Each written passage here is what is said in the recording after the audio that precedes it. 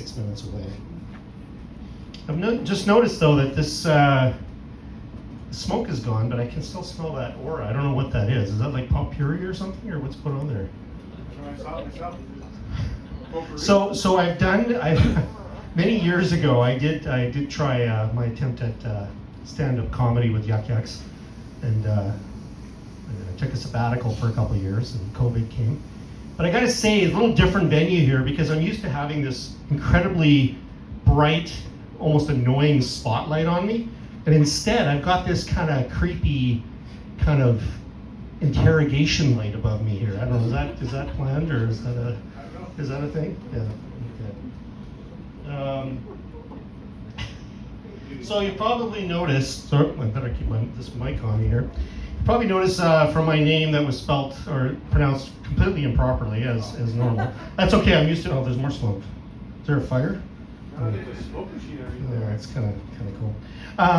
That's okay. I like smoke. It'll kind of shield me then. I won't be able to see me. But you'll notice my name is Italian. It's properly pronounced Luciano. Don't worry, there's no test. You don't have to get a test about this.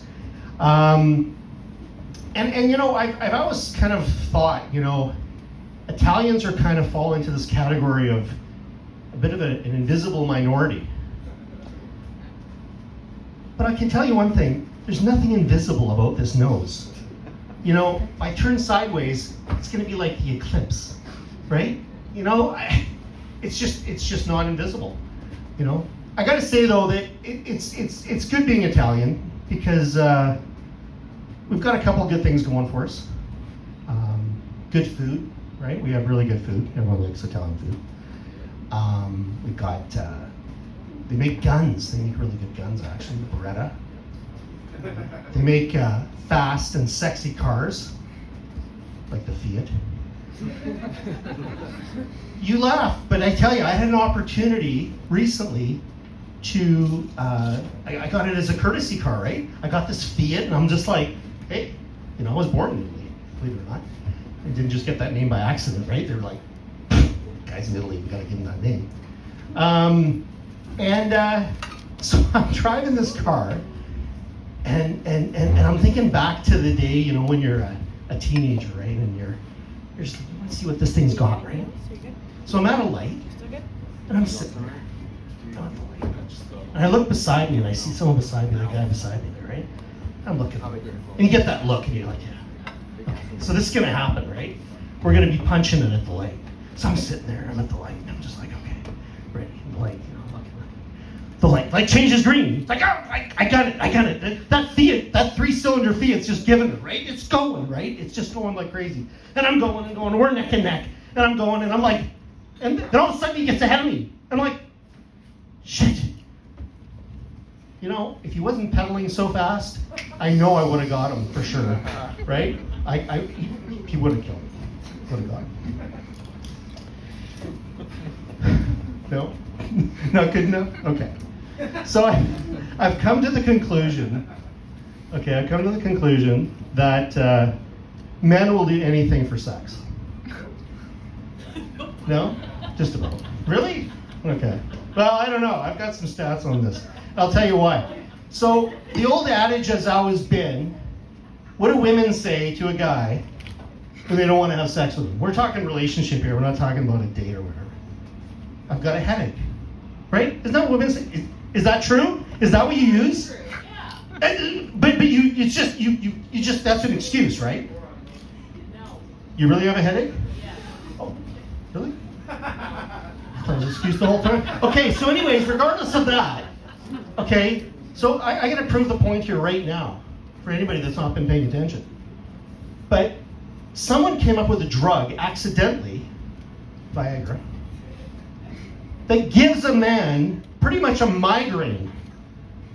Okay, there was basically a black market going to the States. People couldn't get it in Canada. They're going down there to get this drug, to take it so they can get a hard on and get an erection, right? So they're doing anything they can. They don't care about the headache, right? They don't care. Guys don't care about the headache. Like, headache? Whatever. I got a freaking hard on. That's all that matters, right? I get sex, right? But I gotta caution you guys, okay? I gotta caution you. If you're gonna take an erectile dysfunction drug, like Viagra, Cialis, whatever the other ones are, make sure the woman you're with is actually game for this. Because if not, you're in trouble. Because it's going to be going on, right? It's going to be throbbing, ready to go.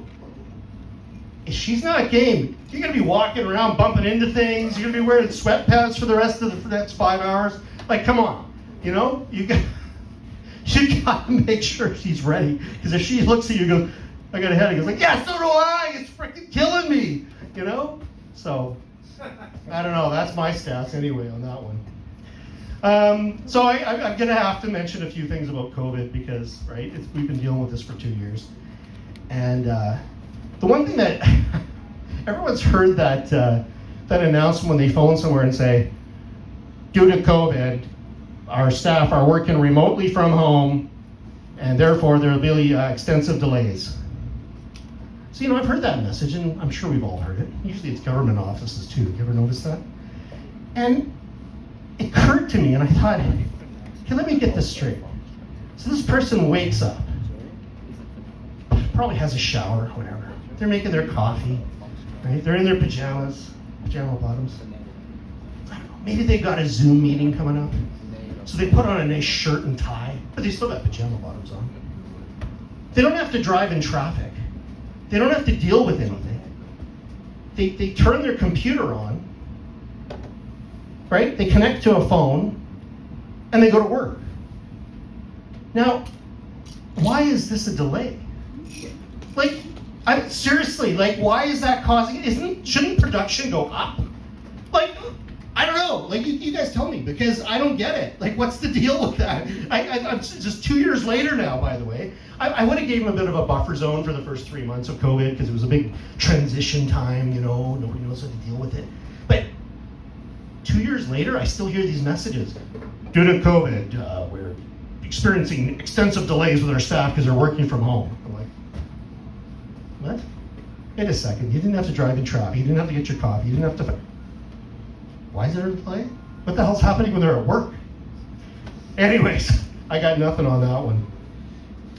So, the other thing with COVID I found really fascinating was, okay, so what was the deal? When did this shortage of toilet paper start, right? Everybody was rationing toilet paper, buying it like hordes, okay?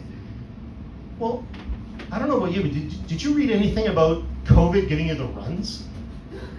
Like, what was the deal with the toilet paper?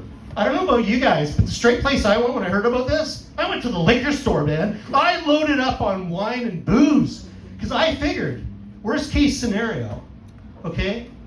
I got a bottle of wine, that's gotta be worth at least 8 rolls of toilet paper. So if I'm stuck, I'm golden. I don't know about these people, but anyways, I never understood the toilet paper thing. And then of course my mom, who's like 90, right? She's pretty spry. So she tells me a story where she goes to Costco. She gets in because she's older, so she gets like front of the line. And she's in there with her cart. She goes down to the end of the thing, and she saws they throw two of those ginormous, Costco toilet paper packages in her cart, right? And she tells me the story. She goes, I went for fun. I said, Mom, what are you going to do with all that toilet paper?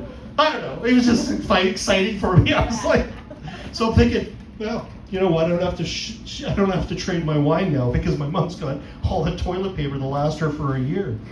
So, the last thing about COVID. What's the deal with people wearing masks in their car by themselves?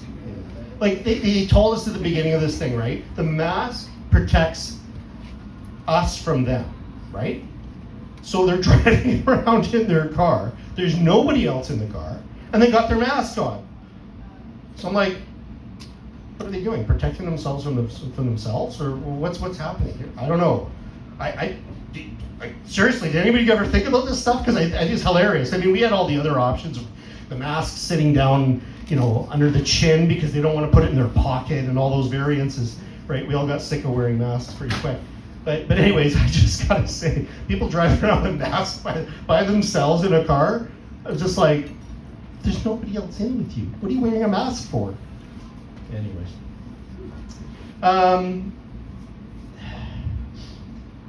So, what else am I going to talk about tonight? My God, I ran out of material. Oh, it was 10 minutes of this. It's 10 minutes? Can I tell about the airplane thing? No? That's okay. I've been up here long enough. I didn't know how fast it was. I wasn't timing myself. 10 and a half. Yeah? Okay. I better call it then. That's probably more than enough. You've put up with me a while enough. So, anyways, thank you very much for the opportunity. Thanks, guys. And enjoy the rest of your night.